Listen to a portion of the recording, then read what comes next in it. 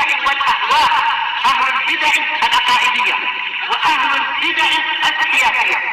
نقول بيننا وبينكم السلف، بيننا وبينكم الكتب، كان فيقول البدع بيننا وبينكم.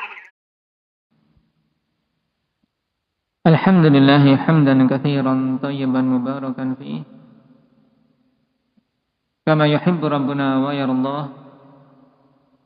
أشهد أن لا إله إلا الله وحده لا شريك له، وأشهد أن محمدا عبده ورسوله صلى الله عليه وعلى آله وأصحابه ومن تبعهم بإحسان إلى يوم الدين. أما بعد. Ikhwani al-kiram rahimani wa rahimakumullah. Pembahasan yang kemarin kita ambil apa? Indak ya Mujahid. Berhubungan dengan siapa yang menjadi bahan bakar api neraka? Jawabannya adalah an-nas wal hijarah. Bagaimana dalam firman Allah Subhanahu wa taala, "Fa in lam taf'alu wa lan taf'alu fattaqun naral lati waquduha an-nas wal hijarah.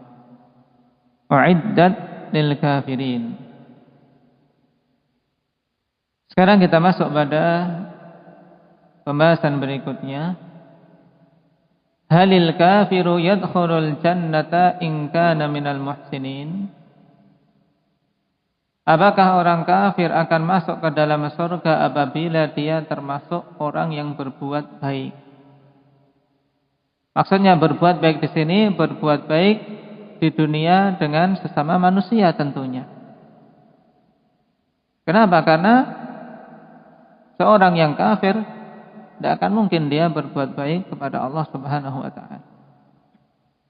Sehingga ihsan yang dimaksud di sini ihsan secara lafaz saja. Nah, ihsan secara lafaz, bukan ihsan secara istilah yang telah kita ketahui merupakan urut-urutan dalam tingkatan Islam. Karena Islam memiliki 3 tingkatan. Apa saja itu? Indak ya Ridwan. Islam, iman dan ihsan. Baik. Orang yang berbuat ihsan namanya muhsin. Yang Allah Subhanahu wa taala katakan inna rahmatallahi qaribun minal muhsinin. Sungguhnya rahmat Allah Subhanahu wa taala itu dekat dengan orang-orang yang berbuat ihsan. Nah, makanya butuh dibedakan di sini. Bahasanya muhsinin yang datang dalam nas-nas syariat adalah ihsan secara syar'i. Dan setiap muhsin mesti dia muslim mukmin. Karena itu tingkatan tertinggi dalam Islam. 6 tingkatan paling dasar muslim.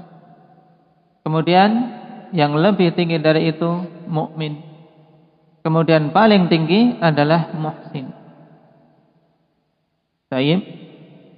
Dan insyaallah taala perincian pembahasan tersebut akan kita dapati dalam pelajaran Thalathatul Usul. Dan juga telah kita lewati pada pelajaran-pelajaran yang lainnya. Nah, sekarang pahami kata muhsin di sini dengan baik, jangan sampai tercampur. Berarti yang ditanyakan di sini, apakah seorang kafir itu akan bisa masuk ke dalam surga apabila dia termasuk orang yang berbuat baik di mata manusia? Paham? Berbuat baik dengan sesama manusia, misalnya suka memberi, suka membantu. Dan ada orang-orang kafir yang seperti ini, ikhwan fillah, bahkan terkadang sisi ini yang digunakan oleh orang-orang kufar untuk menggait hati-hati kaum muslimin yang lemah keimanannya, sehingga terkecoh dengan kebaikan yang sifatnya zahir, kebaikan dari sisi luarnya saja, padahal hatinya menaruh kebencian yang luar biasa kepada kaum muslimin. Itu harus kita yakini. Dan tentu jawabannya tidak ada seorang muslim pun yang ragu bahwasanya jawabannya apa? La, tidak. Tidak akan mungkin seorang kafir masuk ke dalam surga walaupun dia melakukan kebaikan-kebaikan di dunia sebanyak apapun. Tayyib, katanya bersedekah ke masjid-masjid dan seterusnya, selama dia di atas kekufuran tidak akan bermanfaat. Kenapa? Fa innal kafira la yadkhulul jannata bihal. Sebab sungguhnya orang kafir itu tidak akan masuk ke dalam surga bihalin, maksudnya dalam kondisi apapun. Ya, pada semua kondisi yang ada, seorang kafir tidak akan bisa masuk ke dalam surga. Dia disifati di dunia dengan baik atau disifati dengan buruk, tetap dia tidak keluar dari hukum Allah Subhanahu wa taala bahwasanya dia adalah sejelek-jelek makhluk. Apa dalilnya, Alif? Kum warfa sautak.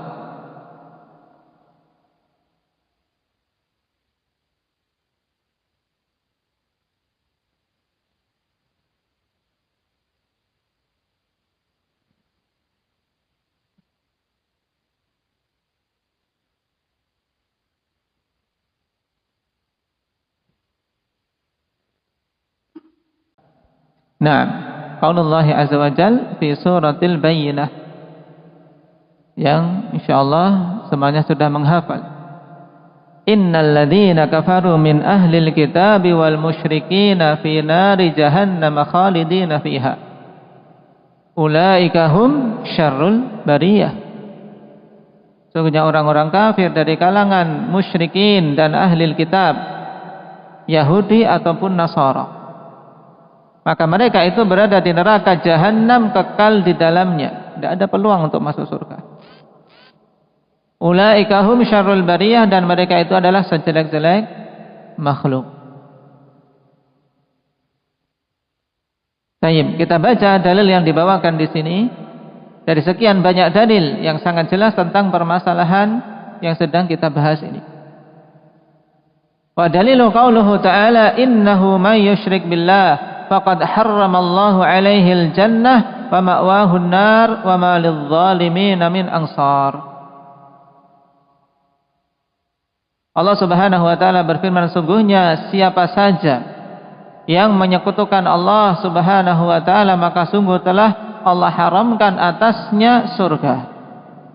Jadi haram bagi seorang kafir untuk masuk ke dalam surga. Berarti tidak mungkin. Wa ma'wahun nar, dan tempat kembali dia adalah neraka. Wa ma lidh-dhalimin min ansar, dan tidak ada bagi orang-orang yang zalim itu penolong pun. Tidak ada. Satu penolong pun tidak ada yang mampu menolong dia untuk mengeluarkan dari neraka Jahannam.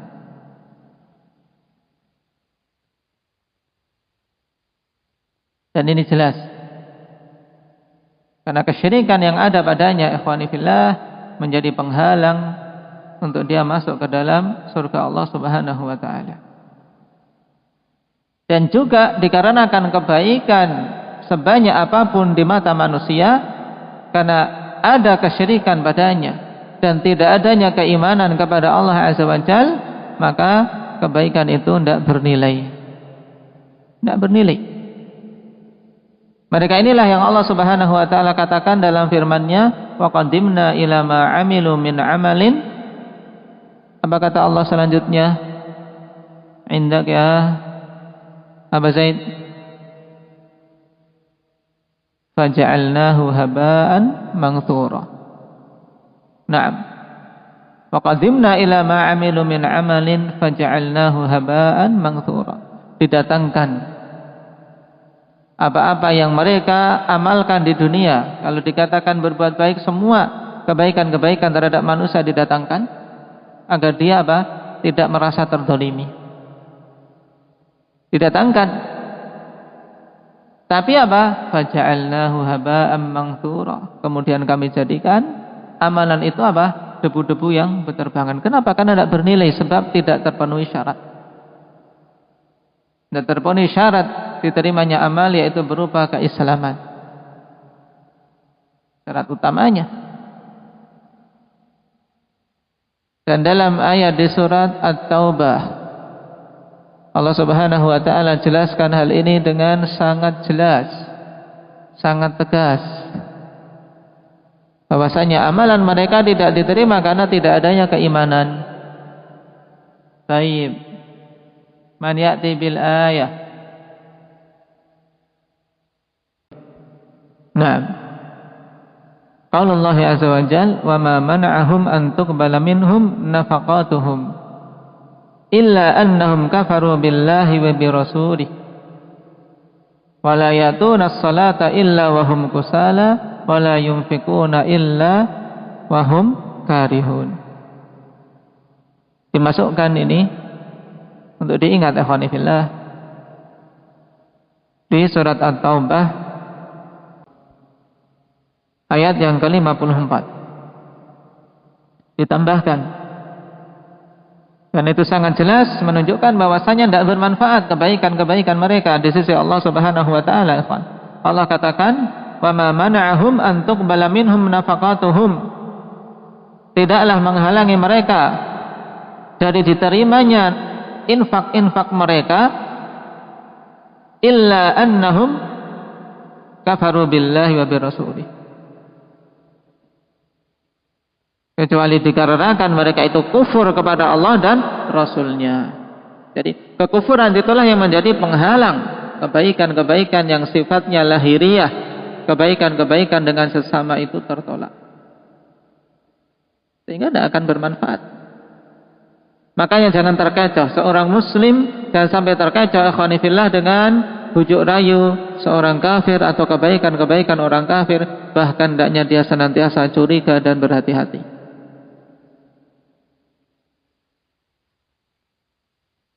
Seorang diberi sesuatu oleh pencuri, akhwani fillah, dia curiga. Seorang diberi sesuatu oleh seorang yang dikenal suka jambret, suka ngerampok, curiga, ya tidak? Padahal dari sisi dosa itu hanya sekedar dosa besar, tidak mencapai derajat kekufuran. Tapi kalau diberi seorang Nasrani atau seorang Yahudi, ini harus lebih berhati-hati lagi, karena mereka orang yang mencapai peringkat paling atas dari sisi keburukan. Sebab Allah Subhanahu wa taala katakan syarrul bariyah, sejelek-jelek makhluk.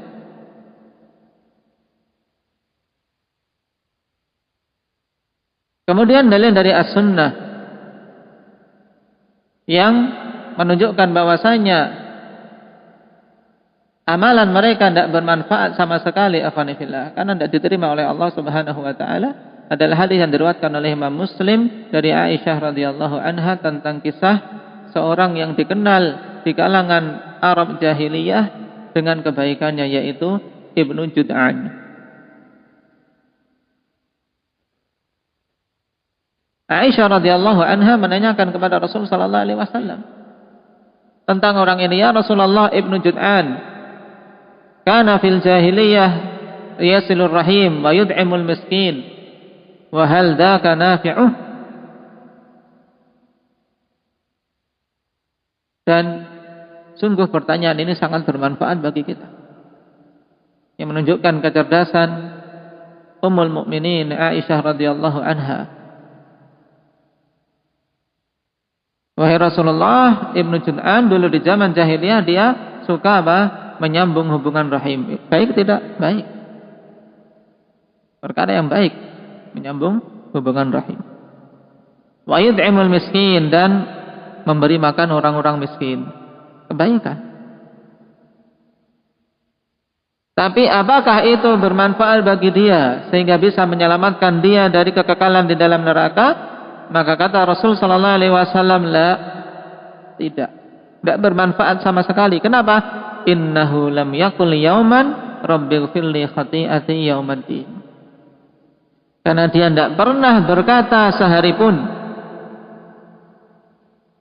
ketika hari-hari di dunia, tidak pernah mengatakan rabbighfirli khati'ati, wahai Rabbku ampunilah kesalahan-kesalahanku. Tidak beriman pada Allah, tidak pernah minta ampunan.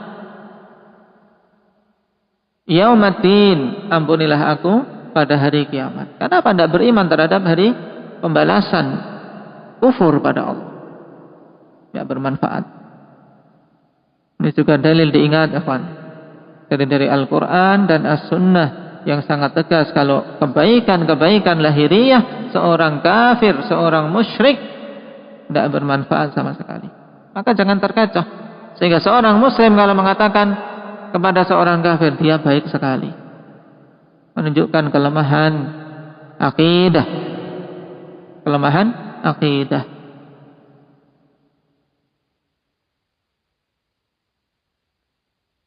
Kita lanjutkan apa yang dibawakan oleh muallif di sini hafizahullah taala, yang menunjukkan juga persyaratan untuk masuk Islam, masuk surga adalah apa? Keislaman. Wa haditsu Abi Hurairah radhiyallahu anhu qala Rasulullah sallallahu alaihi wasallam la yadkhulul jannata illa nafsun muslimah. Tidak akan masuk ke dalam surga kecuali jiwa yang berislam, kecuali orang yang berislam. Adapun seorang kafir berarti tidak akan mungkin bisa masuk ke dalamnya. Pendalilannya sangat jelas, afanifillah, di sini nafi ma'al istitsna, yang dikatakan apa oleh para ulama? Penafian kemudian setelahnya pengecualian. Apa Zaid? Naam, yaitu min aqwa siyaghil hasr, yaitu sekuat-kuatnya sighah hasr, yaitu pembatasan yang paling kuat, bahwasanya berarti tidak akan mungkin masuk surga kecuali kaum muslimin. Berarti selain muslim tidak akan mungkin masuk surga. Itu sudah pasti dan tidak boleh seorang ragu-ragu padanya, ikhwani fillah. Karena ternyata perkara yang sangat jelas ini di hari-hari yang semakin bertambah jauh dari hari-hari kenabian, semakin bertambah buruk keadaan, semakin banyak syubhat, semakin banyak